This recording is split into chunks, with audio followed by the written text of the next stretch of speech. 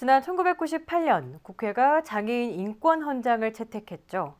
그로부터 20여 년이 지난 지금 장애인들의 상황은 어떨까요? CNB가 발달장애인 지원 체계와 앞으로의 과제에 대해 토론을 통해 짚어봤습니다. 정유철 기자입니다. 발달장애인.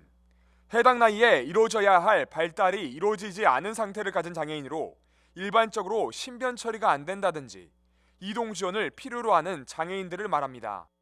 CNB 광주방송은 최근 4명의 지역장애 관련 전문 패널들이 모인 가운데 발달장애인 지원의 현황을 파악하고 문제점과 앞으로의 해결 과제들을 논의했습니다.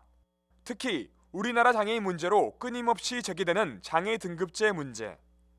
이 문제는 발달장애인들에게 또한 예외가 아니라고 합니다. 장애 등급제는 비단 발달장애인 영역 문제가 아니라 전체 장애 영역의 문제입니다. 이것들은 앞서 질문하고 좀 중복될 수도 있는데요.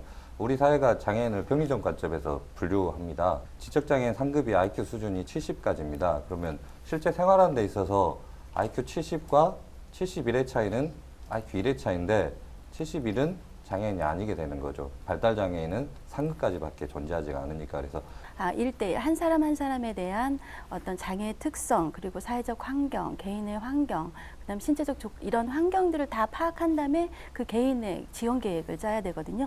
근데 지금 현재 장애인 등급제가 있으면 1급 또는 2급의 모든 사람들은 일률적으로 똑같은 서비스를 받게 됩니다. 그렇게 되면은 개인별 지원 계획을 짜는 데 있어서 굉장히 좀 어려울 수가 있고 그 개인의 특성을 찾아내기가 굉장히 어렵기 때문입니다.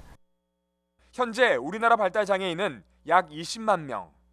전체 등록 장애인의 8%로 시설을 벗어나 자립하면서 사회에 정착할 수 있게 하는 탈시설화 정책과 발달장애인들의 사회성을 기르는 발달장애인 주간활동 서비스 등 다양한 복지 사업을 펼치고 있지만 현장에 맞는 실질적인 서비스는 부족하고 다양한 부분에서 아직까진 해결해야 할 부분이 많다고 합니다.